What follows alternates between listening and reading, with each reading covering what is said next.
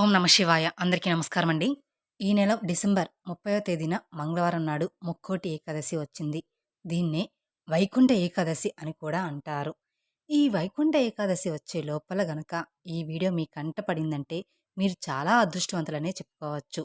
ఎందుకంటే ఈ ఒక్కరోజు చేసే పూజలకు కోటి జన్మల పుణ్య ఫలితం లభిస్తుంది. ఈ ముక్కోటి ఏకాదశి నాడు వైకుంఠ ద్వారాలు తెరుచుకుంటాయని, ఆ రోజున స్వామివారిని దర్శించుకుంటే మోక్షం లభిస్తుందని నమ్మకం. ఈ ముక్కోటి ఏకాదశి నాడు 33 కోట్ల మంది దేవతలు వైకుంఠానికి చేరుకొని శ్రీ మహావిష్ణువుని దర్శించుకుంటారట. కాబట్టి ఈ వైకుంఠ ఏకాదశి నాడు మనం కూడా విష్ణు దేవాలయానికి వెళ్ళి విష్ణుమూర్తిని దర్శించుకుంటే విష్ణుమూర్తితో పాటు ముక్కోటి దేవతల అనుగ్రహం కూడా కలుగుతుందట. మరి ఇంతటి పవిత్రమైన ముక్కోటి ఏకాదశి నాడు బెల్లంతో ఈ ఒక్క చిన్న పరిహారం చేస్తే చాలు, మీ జీవితంలో డబ్బుకి ఎలాంటి సమస్య ఉండదు. అలాగే మీ అప్పుల బాధలన్నీ కూడా తీరిపోతాయి. మీరే అప్పులిచ్చే స్థాయికి వెళ్తారు. అలాగే అద్భుతమైన ఫలితాలు కూడా వస్తాయని చెప్పవచ్చు. బెల్లం గురించి మనందరికీ కూడా తెలిసిందే కదా. బెల్లం చాలా శక్తివంతమైనది, చాలా శ్రేష్టమైనది కూడా. బెల్లం చాలా పవిత్రతను కలిగి ఉంటుంది. బెల్లంతో మీరు ఏది చేసుకున్నా కానీ మీకు మంచి ఫలితాలు ఉంటాయని పురాణాల్లో చెప్పబడుతుంది. నార్మల్గా మనం అవసరాలకు అప్పులు చేస్తూ ఉంటాం. అప్పుల వల్ల చాలా చాలా సఫర్ అవుతూ ఉంటారు చాలామంది. అందరూ కష్టపడేది కేవలం అప్పులు తీర్చుకోవడానికి మన జీవితం మొత్తం సరిపోతూ ఉంటుంది. ఎలాగైనా సరే అప్పులు తీర్చుకోవాలి అనుకుంటాం కదా. అలాంటి వాళ్ళు రేపు ఏకాదశి రోజు, మంగళవారం రోజు మేం చెప్పే విధంగా బెల్లంతో పరిహారం చేసుకుంటే ఖచ్చితంగా మీ అప్పులు తీరిపోతాయని పురాణ గ్రంథాలు చెప్తున్నారు. బెల్లం అనేది అందరి దగ్గర ఉంటుంది. కాబట్టి ఈజీగా ఈ పరిహారం ఎవరైనా చేసుకొని చాలా మంచి రిజల్ట్ని పొందవచ్చు. బెల్లం లక్ష్మీదేవికి చాలా ఇష్టం.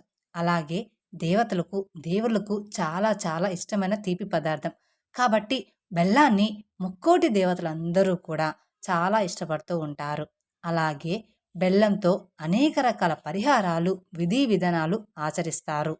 ముఖ్యంగా చెప్పాలంటే అప్పు తీరే పరిహారాలు కూడా చేస్తారని శాస్త్రాల్లో చెప్పబడుతుంది. కాబట్టి మీకు ఒకవేళ అప్పు ఉంటే ఆ అప్పు తీరడం లేదు, చాలా బాధపడుతూ ఉంటాయి. కానీ అలాంటి వాళ్ళు ఒక్కసారి రేపు ఏకాదశి రోజున, మంగళవారం రోజున ఈ పరిహారం చేసుకోండి. చాలా అంటే చాలా మంచి ఫలితం వస్తుంది. బెల్లంతో ఏం చెయ్యాలో ఇప్పుడు ఈ వీడియోలో వివరంగా తెలుసుకుందాం.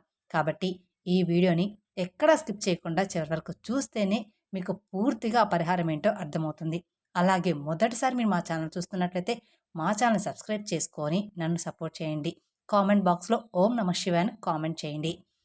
ఈ పరిహారం కోసం మీరు కొత్త బెల్లం కొని ఇంటికి తెచ్చుకోవాల్సిన అవసరం ఏమీ కూడా లేదు. మీ ఇంట్లో ఉన్న బెల్లంతోనే చేసుకోండి. అప్పు ఏంటంటే మనం సంపాదించి సరిపోకనో, మన దగ్గర డబ్బు లేకనో, ఏదైనా అర్జెంట్ అవసరం కోసమో ఇలా ఏదో రకంగా అప్పు చేస్తూ ఉంటాము. మన దగ్గర డబ్బు ఉండనప్పుడు కూడా అప్పు చేస్తాము.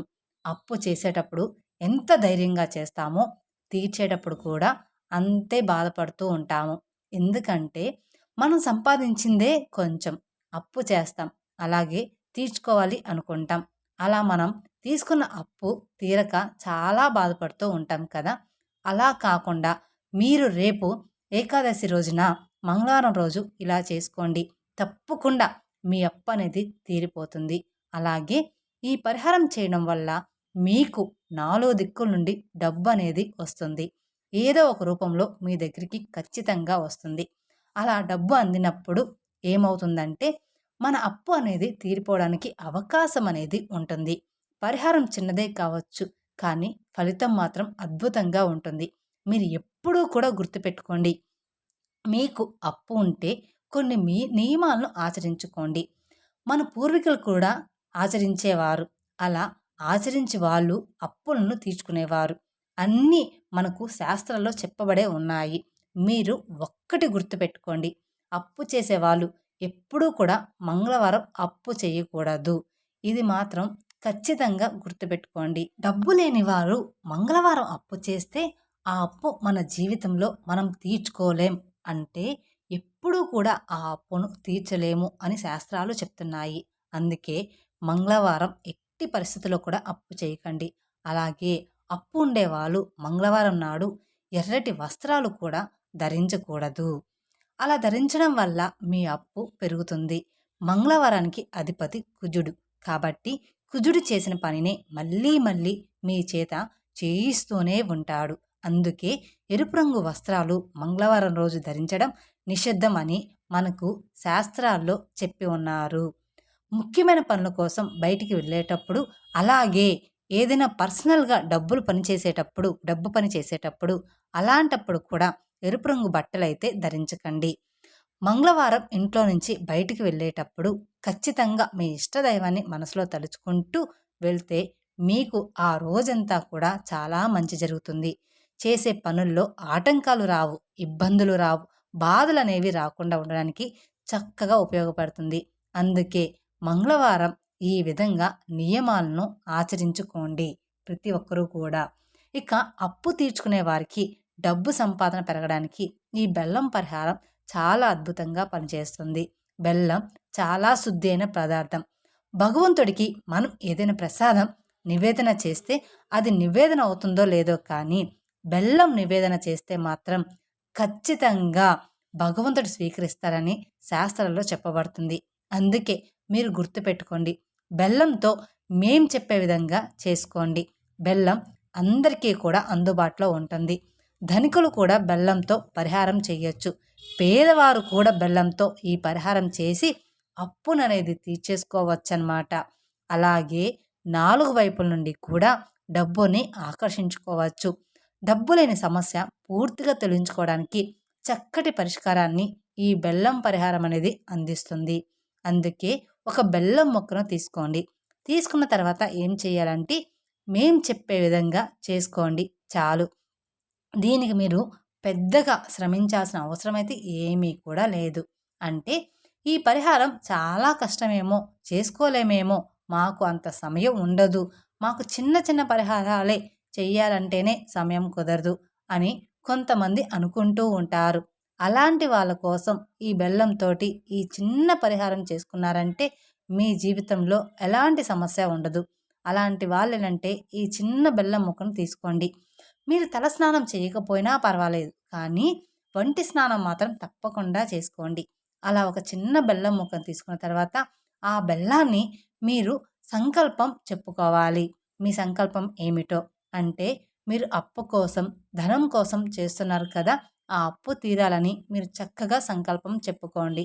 అంటే స్నానం చేసిన తర్వాత పూజ గదిలో దీపారాధన చేయండి. తర్వాత బెల్లాన్ని చేతిలో పట్టుకోండి. మా అప్పు తీరాలి, అప్పుల నుంచి బయటపడి అప్పు ఇచ్చే స్టేజ్‌కి మేము వెళ్ళాలి. అప్పు అనేది మా జీవితంలో ఉండకూడదు. అలాగే మాకు అప్పు తీరే మార్గాలు తెలియాలి అని ఆ బెల్లాన్ని మనస్ఫూర్తిగా మీ సంకల్పం చెప్పుకోండి. అలా చెప్పేసిన తర్వాత ఆ బెల్లాన్ని తీసుకెళ్ళి ఆంజనేయ స్వామి ఆలయం లేదా అమ్మవారి ఆలయం ప్రాంగణంలో పెట్టండి. అలా పెట్టడం వల్ల మీకు చాలా మంచి జరుగుతుంది. ఆంజనేయ స్వామి లేదా అమ్మవారి యొక్క అనుగ్రహం తప్పకుండా కలుగుతుంది. తద్వారా మీ అప్పు కూడా తీరుతుంది. ఏదో ఒక రూపంలో ఆ భగవంతుడు డబ్బుని మన ఇంటికనేది తప్పకుండా పంపిస్తాడు. ఆ దైవం మీకు ఒక మార్గాన్ని చూపిస్తే ఆ మార్గాన్ని మీరు ఎంచుకోవడం వల్ల మీ అప్పు అనేది ఖచ్చితంగా తీరడానికి అవకాశం ఉంటుందని మనకి పురాణ గ్రంథాలలో చెప్పి ఉన్నారు. ఇది చాలా చిన్న పరిహారం, కానీ ఫలితం మాత్రం చాలా అంటే చాలా పెద్దగా ఉంటుంది. మీరు చూడబోతారు కూడా. ఎందుకంటే మీరు ఆలయంలో బెల్లాన్ని పెడతారు కదా! అలా పెట్టినప్పుడు మూగజీవులు అంటే చీమలు స్వీకరిస్తాయి. నల్ల చీమలు, గండు చీమలు ఇలాంటివి ఉంటూ ఉంటాయి కదా! ఆ చీమలు ఈ బెల్లాన్ని తింటాయి. అలా తిన్నప్పుడు అవి దీవిస్తాయి. అలా దీవించడంతో పాటు దైవానుగ్రహం కూడా మీకు అనుగ్రహిస్తుంది. మూగజీవులకి ఆహారం పెడితే భగవంతుడి యొక్క అనుగ్రహం మీకు తప్పకుండా కలుగుతుంది. ముఖ్యంగా ఏంటంటే దేవతల యొక్క అనుగ్రహం కలగాలంటే మూగజీవులకు ఆహారం పెట్టాలి. అలా పెట్టిన తర్వాత మీరు చక్కగా నమస్కారం చేసుకోవాలి. ఆలయ ప్రాంగణంలో పెట్టేసి నమస్కారం చేసుకోండి. ముందుగానే ఇంట్లోనే మీరు సంకల్పం చెప్పుకుంటారు కాబట్టి మళ్ళీ చెప్పాల్సిన అవసరం ఏమీ లేదు. ఇక ఆ బెల్లాన్ని తీసుకెళ్ళి గుడిలో పెట్టండి చాలు. మీకు దగ్గరలో ఉన్న ఆంజనేయ స్వామి ఆలయం లేదా అమ్మవారి గుడిలో ఖచ్చితంగా పెట్టండి. కాకపోతే ఈ పరిహారాన్ని నియమ నిష్టలో ఆచరించి శుద్ధిగా స్నానం చేసుకొని చేస్తే చాలా మంచి ఫలితం వస్తుందని మనకి శాస్త్రాలు చెప్పడం జరుగుతుంది. ఒక్కసారి ఏదైనా సరే వస్తువు కావచ్చు, వాహనం కావచ్చు, ఇంకేదైనా కావచ్చు, పర్సనల్‌గా ఒక వస్తువుని మీరు అమ్మాలనుకుంటే అది అమ్ముడు పోదు. అమ్ముడు పోక డబ్బు రాక మీరు నరకం చూస్తూ ఉంటారు. చాలా బాధపడుతూ, ఇబ్బంది పడుతూ ఉంటారు కదా! అలాంటప్పుడు ఏంటంటే అది అమ్ముడుపోయే అవకాశం ఉంటుంది. అలా కూడా మీకు మంచి ఫలితం వస్తుంది. ఒకవేళ మీకు దగ్గరలో ఆంజనేయ స్వామి గుడి గాని లేకపోతే, గుడికి మీరు వెళ్ళలేము అనుకుంటే మాత్రం రావి చెట్టు మొదట్లో కూడా ఆ బెల్లాన్ని పెట్టవచ్చు. అలా కూడా మంచి ఫలితం వస్తుంది. కాకపోతే మనకు శాస్త్రాల్లో ఏం చెప్పబడిందంటే ఆంజనేయ స్వామి గుడి ప్రాంగణంలో పెట్టేయాలని చెప్పడం జరుగుతుంది. అలా గుడి ఆలయ ప్రాంగణంలో పెట్టడం వల్ల అంతా మంచి రిజల్ట్‌ని మీరు పొందవచ్చు. అందులోనూ మంగళవారం ఏకాదశి రోజు ఆంజనేయ స్వామిని, లక్ష్మీవారిని మనం పూజిస్తూ ఉంటాం, ఆరాధిస్తూ ఉంటాం. అలా గుడి ప్రాంగణంలో పెట్టేటప్పుడు కూడా ఆంజనేయ స్వామికి నమస్కారం చేసుకొని, ఆ తర్వాత ఆ గుడి ప్రాంగణంలో పెట్టి ఇంకా వెనక్కి తిరిగి చూడకుండా ఇంటికి వచ్చేయండి. తద్వారా మీ అప్పు ఏ విధంగా తీరుతుందో మీకు మీరే చూసుకొని ఖచ్చితంగా ఆశ్చర్యపోతారు. అంటే మీకు రావాల్సిన డబ్బు వస్తుంది. ఇవ్వాల్సిన డబ్బు ఎవరైనా సరే మీకు ఇచ్చేది ఉంటే ఇస్తారు. ఇక చీటీ రూపంలో డబ్బు రావడం, మీరు కూడబెట్టిన డబ్బు మీకు చక్కగా చేతికి అందడం జరుగుతుంది. ఇలా ఏదో ఒక రూపంలో మీ డబ్బైతే 200కి 200% మీ దగ్గరికి చేరుతుంది. ధనం మీ దగ్గరికి రావడమే కానీ పోవడం అనేది జరగదు. ఖచ్చితంగా ఆ మార్పును మీరు మీ కళ్ళతో చూసి ఆశ్చర్యానికి గురవుతారు.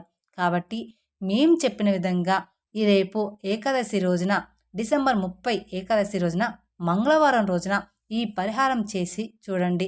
ఆ రిజల్ట్ అనేది మీకే తెలుస్తుంది. తద్వారా దైవానుగ్రహం కూడా పొందండి.